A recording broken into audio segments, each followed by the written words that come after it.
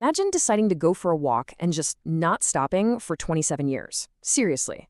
Today, we're diving into the story of a man who is attempting one of the most incredible endurance feats in human history, to walk the entire way around the world. So, just how far are we talking? Well, the planned journey covers 58,000 kilometers. To put that into perspective, that's not just walking around the world once, it's like circling the entire planet almost 1.5 times. All of it on foot. And that's the big question, isn't it? It's the exact one that a former British paratrooper named Carl Bushby set out to answer. See, his goal wasn't just to walk around the world. It was to trace the longest possible continuous path you could take. Okay, so let's get into it. The journey began way back on November 1st, 1998. Can you picture it? Carl, standing at the southern tip of Chile with just $500 in his pocket, facing this absolutely monumental task. He gave it a fitting name, the Goliath Expedition. The plan was, on paper, pretty simple. Walk north through the Americas, cross the Bering Strait into Russia, trek across all of Asia and Europe, and just walk right up to his own front door in England. His initial timeline, and you gotta love the optimism here, was just 8 years. Now, here's what makes this whole thing truly wild. He set two unbreakable rules for himself. And these rules, man, they would come to define the next 3 decades of his life. These weren't just suggestions. They were an absolute code that would force him to overcome things that seemed totally impossible. So his first major challenge? Just the entire American continent. He had to walk all the way from the freezing winds of Patagonia up to the icy wilderness of Alaska. No big deal, right? And the continent just threw everything it had at him, one thing after another. We're talking the driest deserts on the planet, the densest, most dangerous jungles filled with guerrilla gangs, and then swinging right into the most frigid, isolated tundra you can imagine. And his commitment to those rules was just absolute. Get this, he gets arrested in Panama and is thrown in jail for 18 days. When they finally let him go, he doesn't just start walking from the prison, oh no. He travels all the way back to the exact GPS coordinate where he was first picked up, just to honor the code. The lengths he went to were just extreme. I mean, how do you get from the Americas to Asia on foot?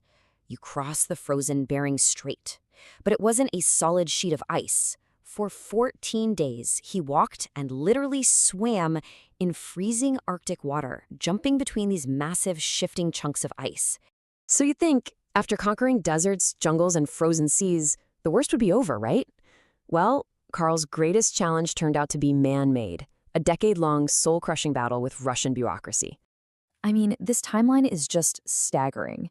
He gets arrested the second he arrives in Russia. For years, he was trapped in this impossible cycle.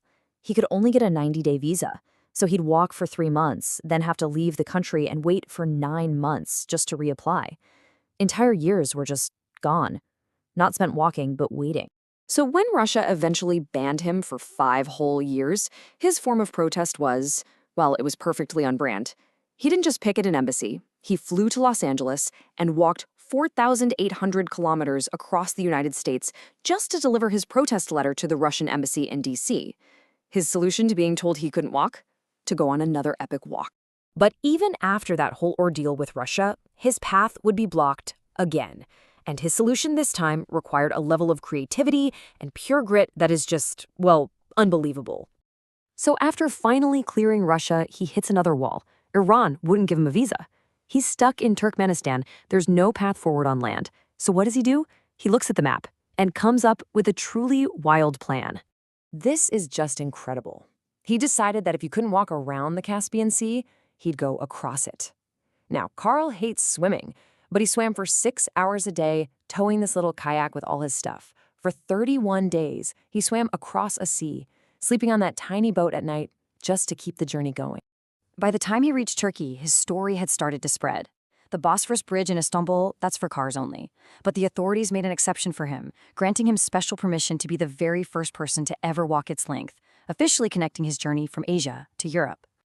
And that brings us to today, the final stretch. After nearly 3 decades of walking, the end of this unbelievable quest is finally in sight. As of right now, this is what's left, about 3,000 kilometers. A final walk through Europe to get back home to England. But after everything he has faced, deserts, jungles, angry officials, and open seas, you know there has to be one last, unique challenge waiting for him. And it's so fitting, isn't it? His journey is going to end just like it's so often been defined, by a man-made barrier. To get from France to England on foot, he can't take a boat. That's against the rules. His only hope is to get special permission to walk through the service tunnel of the Channel Tunnel, a path no civilian has ever taken. And just to really put the time frame of this journey into perspective, think about this. When he left home, Tony Blair was the Prime Minister of the UK. 5 more have come and gone since then.